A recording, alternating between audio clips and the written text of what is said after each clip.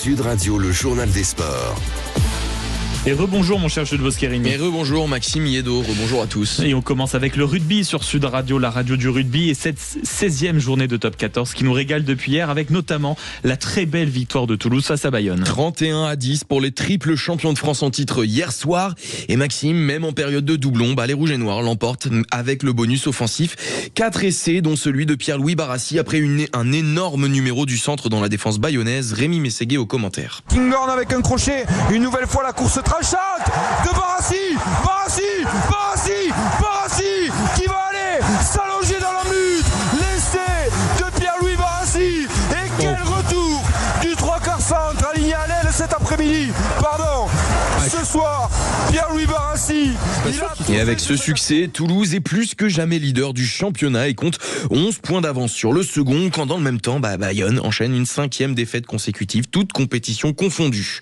Dans les autres matchs de cette 16e journée, l'UBB s'impose dans la douleur sur la pelouse du promu Montauban 31-16, une victoire qui ne satisfait pas tout à fait le manager des champions d'Europe Yannick Bru. En première mi-temps, on ne fait pas 3 temps de jeu d'affilée, on a une équipe qui est timorée, qui échappe des ballons, on n'a quasiment pas la possession. Le peu de choses qu'on fait, c'est à l'inverse de ce qu'on avait imaginé ou prévu, donc c'est pas normal. Donc quand c'est pas normal comme ça veut dire qu'il y a un problème qui se passe dans la tête. On a essayé plutôt de redonner confiance aux joueurs et de l'appétit. Et puis on notera également la grosse performance de Montpellier qui l'emporte facilement face au Stade Français 44-7. Castres qui enchaîne à la maison contre Clermont 28-23. Le Racing qui gagne 37-31 contre Perpignan. Et La Rochelle qui chute lourdement sur sa pelouse face à Lyon 44-24. Suite et fin de la 16e journée ce soir avec un choc entre le 2e et le 6e. Section paloise Rugby Club Toulonnais. C'est à 21h05 sur la pelouse du Hameau. Et Pierre Mignoni, le manager toulonnais, espère bien faire un coup chez les Palois. Et pour cela, il compte sur la fraîcheur de ses joueurs. Ils carburent, ils sont 2e, je crois, ils sont en confiance, ils sont en forme. Voilà, je crois qu'on sait très bien qu'il y a des très grandes équipes qui ont perdu là-bas. Mais nous, on se regarde nous, on a bien sûr regardé Pau, mais on se regarde nous, on a envie de faire encore mieux que le week-end dernier. Il reste à savoir si cela sourira aux Toulonnais qui ne voyagent pas forcément bien cette saison et encore plus lorsque l'équipe type n'est pas alignée. Et c'est à suivre évidemment sur Sud Radio, la radio du rugby. On passe au football à présent avec la Ligue 1 et Monaco qui retrouve enfin le chemin de la victoire. Il était temps. Il était temps Maxime, vous venez de le dire, puisque Monaco s'impose en Ligue 1 pour la première fois depuis le 29 novembre dernier. Et quelle victoire, 4-0 face à un Stade Rennais impuissant hier soir. Un match à sens unique avec un magnifique but de Mamadou Koulibaly, celui du 3-0 qui vient assurer les 3 points pour son équipe après une superbe course dans la défense adverse qu'on va revivre avec les commentaires de nos confrères de Ligue 1+.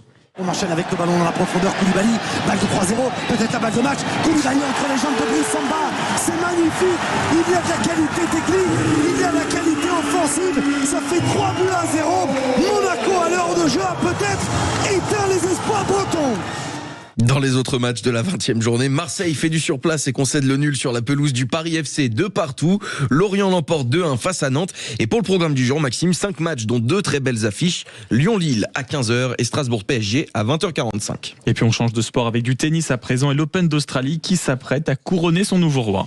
Et oui Maxime, qui de Carlos Alcaraz ou Novak Djokovic pour l'emporter à Melbourne? Réponse dans quelques minutes à partir de 9h30 et il y a énormément d'enjeux autour de cette finale. Djokovic qui peut devenir le premier tennisman à remporter 25 titres en Grand Chelem en cas de victoire et Alcaraz qui peut lui devenir le plus jeune à remporter les 4 tournois majeurs du circuit.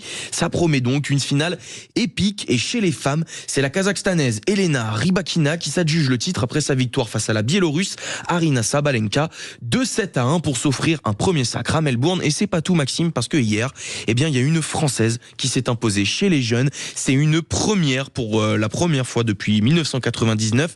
C'est Ksenia Efremova qui remporte l'Open d'Australie Junior. Elle réalise une superbe performance. Et donc on lui dit félicitations à elle, 9h16 sur Sud Radio, le Café des Sports.